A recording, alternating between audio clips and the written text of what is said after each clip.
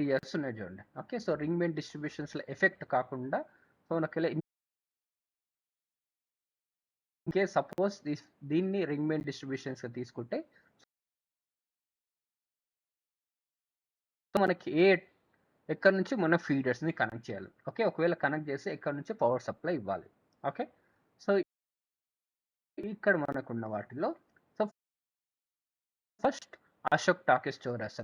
Okay, so Ashok talkies చౌరస్తా. Okay, so ఇక్కడ మన అశోక్ టాకీస్ చౌరస్తా కనిపిస్తలేదు కానీ, సో వెంకటాద్రి థియేటర్ ఉంది కదా, సో వెంకటాద్రి థియేటర్ దగ్గరలో సో మనకున్న వాటిలో సో అక్కడ ఒక సబ్ స్టేషన్ ఉందండి. ఓకే, సో ఆ సబ్ స్టేషన్ నుంచి ఈ సరౌండింగ్ ఏరియాస్కి మనం పవర్ సప్లై అంటే so Venkatadri theatre, Asian theatre, ఆల్మాస్ function hall, one town, so వీటికి మొత్తం కూడా ఏంటంటే మనం పవర్ సప్లై అనేది ఈ 132 kV సబ్ స్టేషన్ నుంచి మనం పవర్ సప్లై చేస్తున్నాం. ఓకే, నెక్స్ట్ ఇక్కడ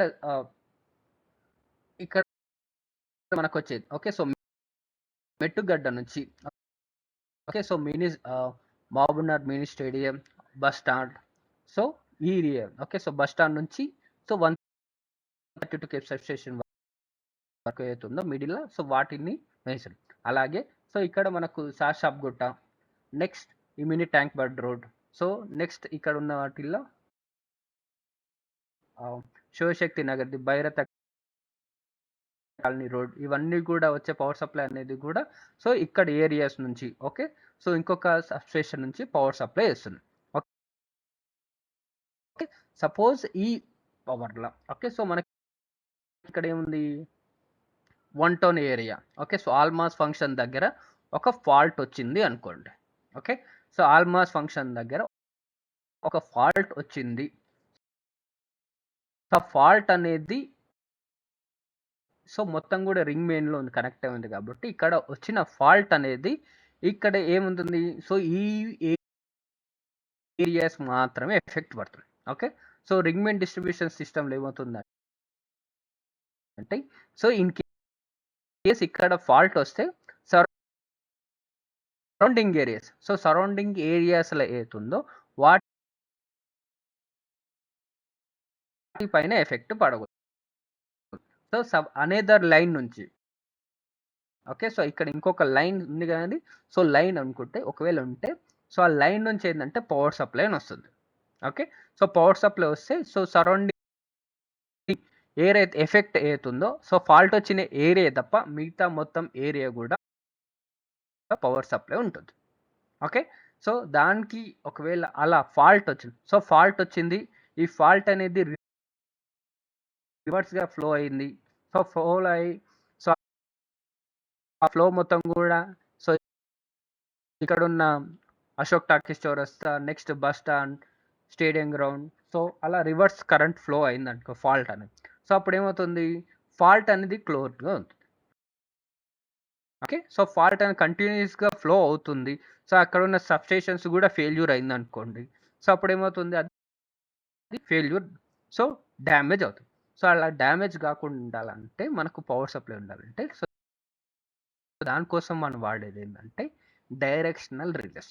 ఓకే, సో డైరెక్షనల్ రిలే ఏం చేస్తుందంటే ఎప్పుడైతే ఫాల్ట్ వచ్చింది అనుకోండి, ఓకే, సో ఫాల్ట్ వచ్చిన ఏరియా సో కరెంట్ అనేది ఏ డైరెక్షన్లో వస్తుంది. ఓకే, సో కరెంట్ అనేది ఏ డైరెక్షన్లో వస్తుంది ఫస్ట్ చెక్ చేస్తుంది. సో వచ్చిన డైరెక్షన్స్ అనేది pre determine. Okay, so pre determine area నుంచి వచ్చిందా రాలేదా.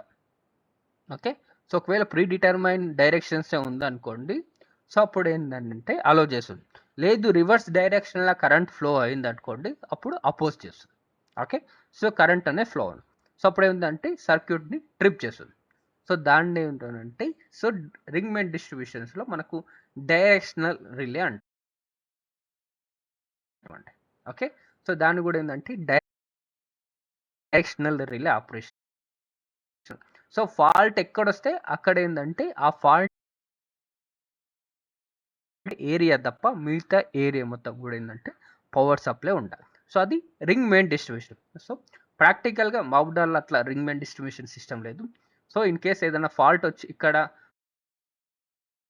బస్ స్టాండ్ దగ్గర ఏదైనా ఫాల్ట్ వచ్చింది అనుకోండి సరౌండింగ్, సో ఆ లైన్ తోటి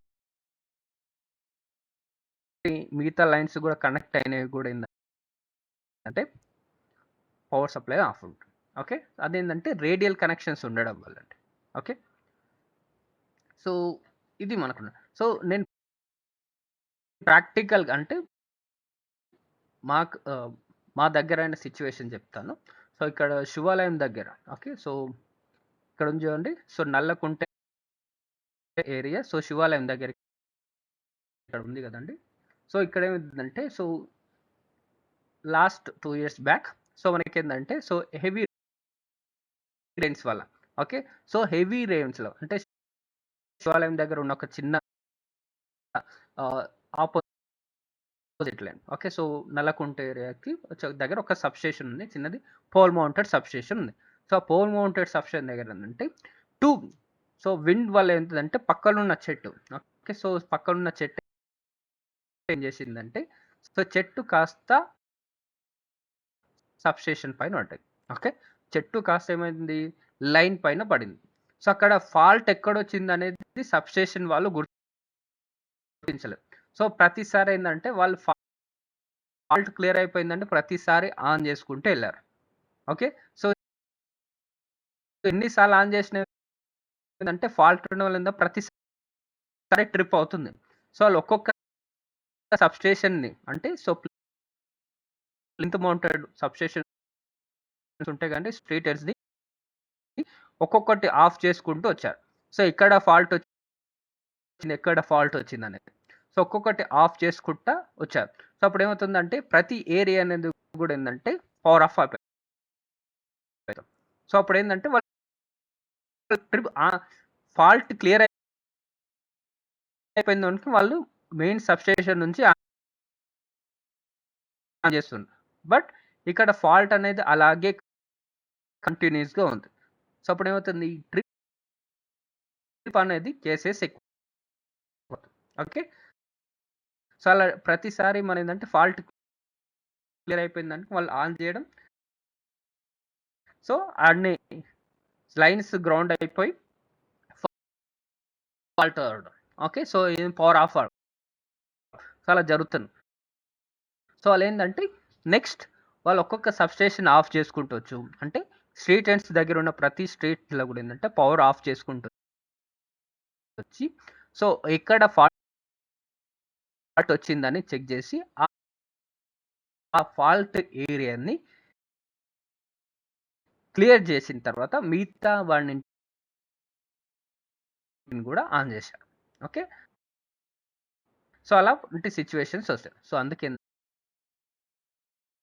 ప్రతి దయందారు సో మనకేందంటే ఫాల్ట్ ఎక్కడొచ్చిందని తెలియదంటే సో రేడియల్ సిస్టమ్స్‌లో ఏందంటే అది ఎఫెక్ట్ అవుతుంది. ఓకే, సో ఫాల్ట్ వచ్చిన ఏరియాని కాకుండా హెల్తీ ఏరియాస్ కూడా ఏందంటే ఎఫెక్ట్ అవుతాయి. సో ఎఫెక్ట్ అవుతాయి. So in case directional relays అనేది లేకపోతే. ఓకే, సో అందుకేందంటే డైరెక్షన్ రిలే ప్లేస్ చేసి సో ఓవర్ కరెంట్ ప్రొటెక్షన్స్ అంటే రివర్స్ కరెంట్ ఫ్లో అయినప్పుడు, ఓకే, ఫాల్ట్ కండిషన్స్‌లో it will be very useful. Okay, so అందుకోసం ఏందంటే మనకు ప్రాక్టికల్‌గా మీకు తెలియాలన్నట్లు సో గూగుల్ మ్యాప్ తోటి చూపిస్తున్నాను.